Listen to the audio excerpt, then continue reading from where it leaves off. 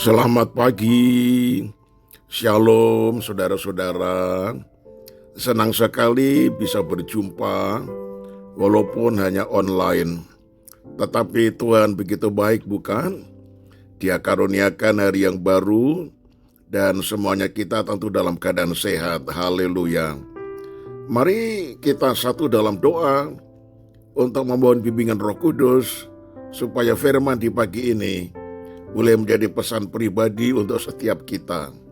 Ya Tuhan Yesus, betapa kami bersyukur kepada Tuhan kalau pagi ini kembali kami dapat menghadap hadirat-Mu dan mendengar kembali firman-Mu disampaikan lewat renungan gembala. Itu sebabnya ya Tuhan, berfirmanlah kepada kami dalam nama Tuhan Yesus. Haleluya. Amin. Tema pagi ini yaitu sisi baik Naomi. Terambil dari Rut pasal 2 ayat 20 bagian B. Lalu kata Naomi kepadanya, "Orang itu kerabat dekat kita. Dia salah seorang yang berhak menebus kita." Saudara, saat kembali ke tanah Yehuda, Naomi sudah menjadi sosok berbeda. Tidak mau ia dipanggil Naomi, tetapi Mara. Mara artinya pahit. Sebab selama di Moab, Naomi kehilangan suami dan kedua putranya. Tiga-tiganya meninggal dunia. Kata Naomi, "Yang Maha Kuasa telah membuat hidupku pahit sekali." Rut 1 ayat 20. Tampaknya tidak menarik menyimak kisah perempuan yang kecewa kepada Tuhan. Namun ternyata bagaimanapun juga masih ada sisi baik Naomi yang dapat kita teladani. Saat kembali ke tanah Yehuda, Naomi sudah jatuh miskin. Sampai Rut menantunya yang bersikeras ikut pulang dengannya ke tanah Yehuda, harus bekerja memungut bulir-bulir jelai yang berjatuhan di tanah, di ladang orang, demi mereka berdua dapat bertahan hidup. Dikatakan bahwa Naomi mempunyai seorang sanak saudara dari pihak suaminya, seorang yang kaya raya dari kaum Elimelech. Nama sanaknya ialah Boaz. Heran saudara, Naomi tidak langsung menghubungi Boaz untuk meminta bantuan. Padahal ia ingat betul akan kerabatnya itu. Tampaknya kali itu Naomi sedang belajar untuk tidak mengandalkan manusia. Dalam susah, Naomi memilih mengandalkan Tuhan. Nah, menantunya yaitu Rut yang setiap pagi hanya memungut jelai yang berjatuhan.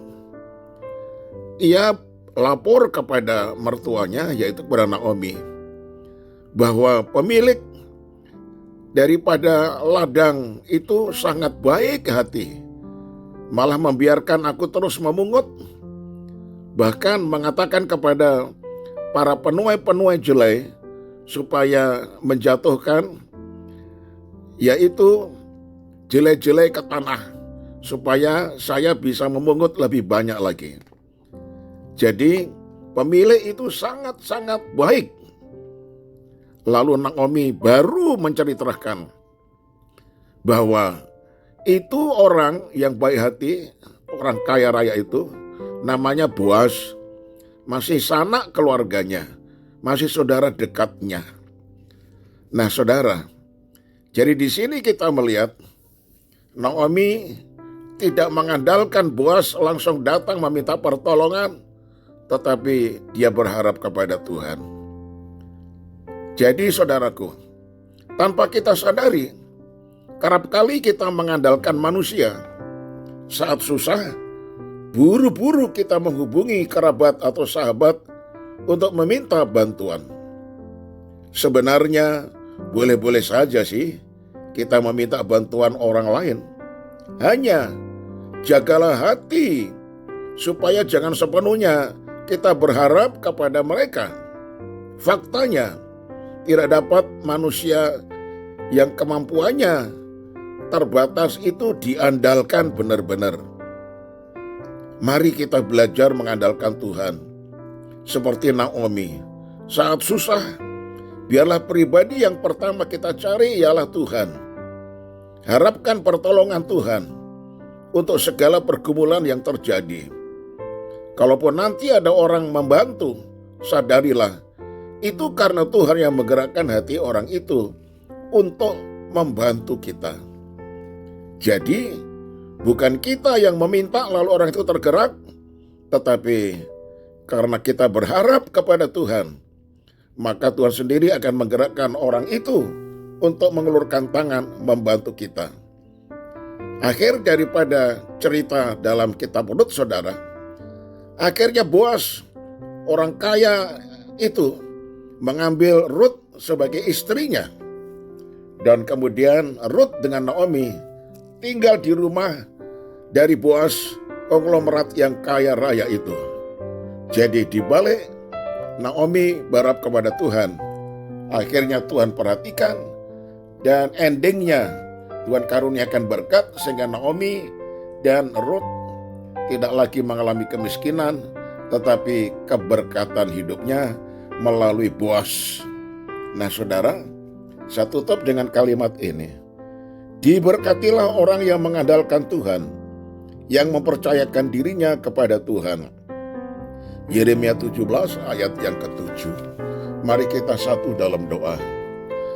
Ketika kami mengalami kepahitan, kemiskinan, penderitaan, kesusahan, ajar kami langsung ingat kepada Engkau ya Tuhan. Bukan langsung segera minta bantuan kepada orang atau sahabat atau saudara yang mampu. Ampunilah kami kalau seperti itu. Biarlah kami hanya berharap satu-satunya kepada Tuhan. Karena kalau kami berharap kepada Tuhan, Tuhan mampu menggerakkan orang lain untuk memperhatikan, memperdulikan, dan akhirnya memberkati kami. Terima kasih banyak Bapa untuk firman-Mu di pagi hari ini. Biar sisi baik daripada Naomi akan kami teladani, tapi sisi yang tidak baiknya, dia pernah kecewa kepada Tuhan, kami tidak akan ikuti. Terima kasih banyak Bapa, kami serahkan sepanjang hari ini semua pergumulan dan masalah kami, biar Tuhan sendiri yang akan memberikan jalan kelepasan kepada kami dan memberkati kami serta seluruh keluarga kami. Segala pujian hormat bagi Engkau di dalam nama Tuhan Yesus Kristus, kami sudah berdoa, haleluya. Amin. Shalom saudaraku, Tuhan Yesus memberkati. Sampai esok hari kita ketemu kembali.